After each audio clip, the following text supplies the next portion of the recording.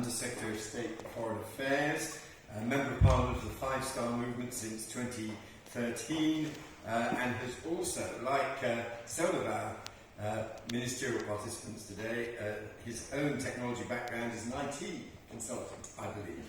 So, Minister, over to you. Thank you so much.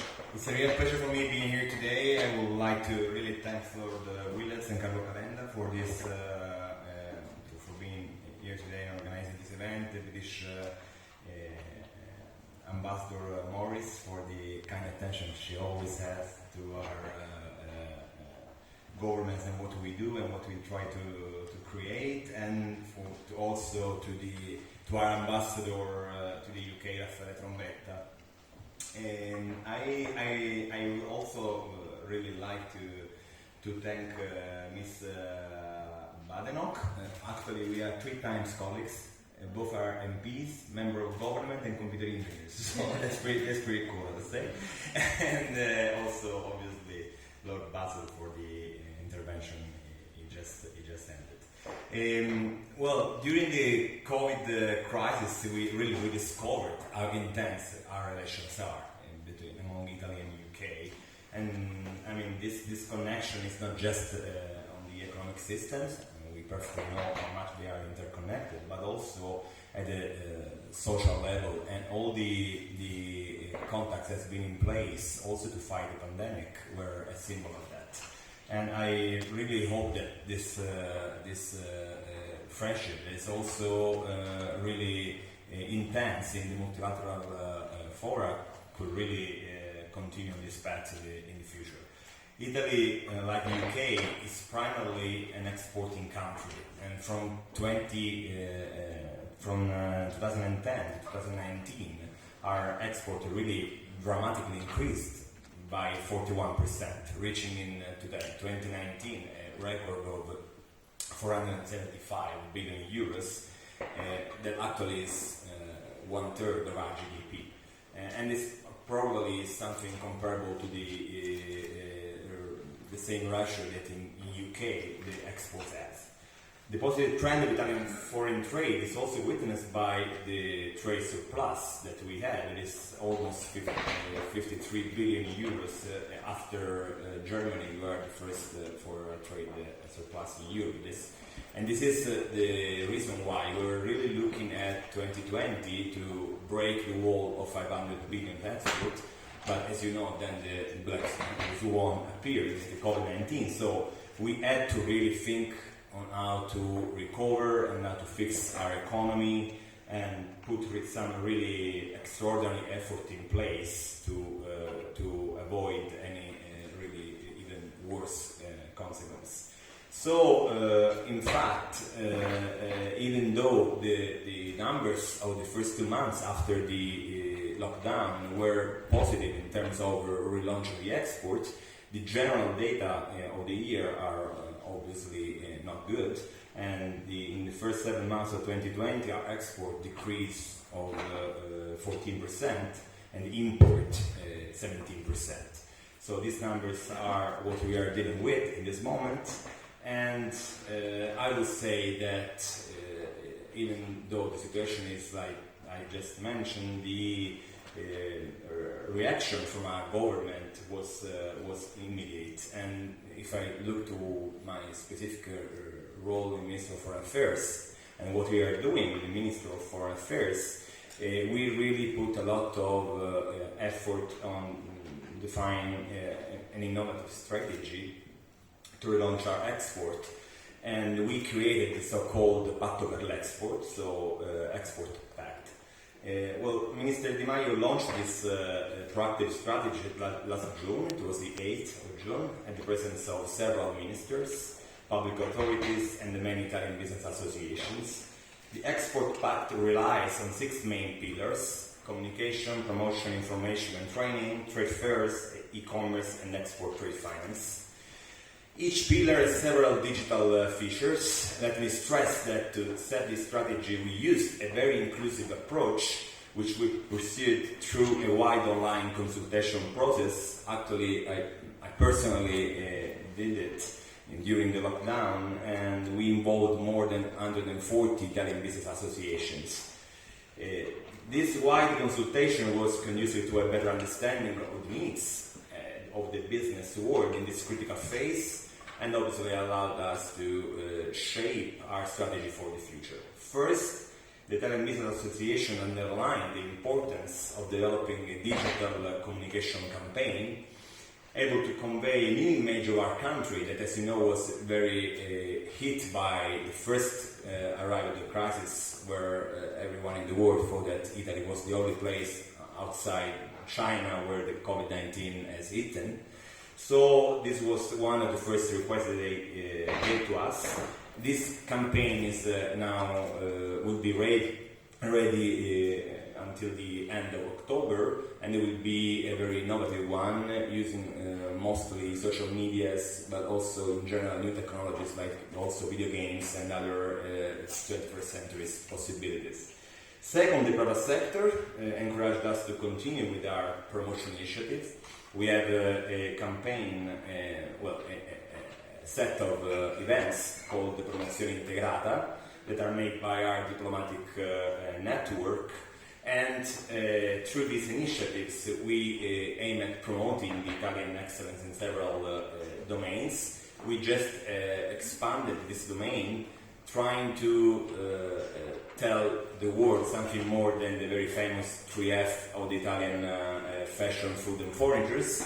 So going to the other sectors where we are really in the front line, like aerospace, innovation, technology, health. Moreover, let me stress that we are well aware of the complexity of the current global trade scenario and its ceaseless evolution, and that's the reason why the government is willing to act promptly to help companies improving their competences and skills, so to better equipped to face the challenges of our time and grasp many opportunities that the globalized market offers. To this end, we are working to make the expertise of several thousand of digital export managers available for our entrepreneurs. This is a new project that we just launched. We have a strategy that put together the government, the universities, the Italian universities, and also the big companies like the GAFA, for example, so Google, Facebook, Amazon, and so on, to help us in creating new skills that will be offered to our companies to better develop in this modern time.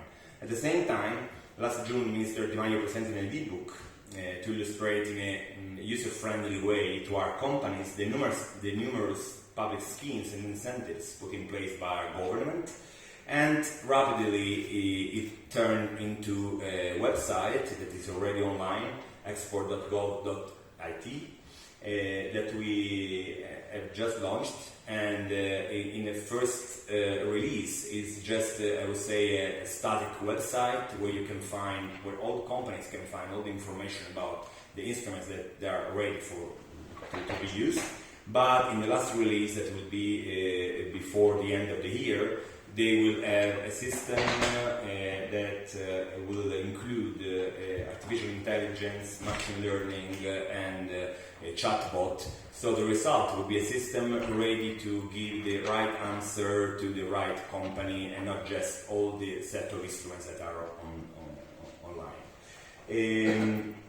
Obviously, we are launching other agreements with the big marketplace. We have already a set of agreement with the biggest one, Ocado, Alibaba, Amazon, GDA.com, but we are creating new ones. And the fifth pillar is trade fairs. You know how much Italy is strong on the fairs. We are very proud to have been the first in Europe opening again the trade fairs in this autumn. I personally been part to the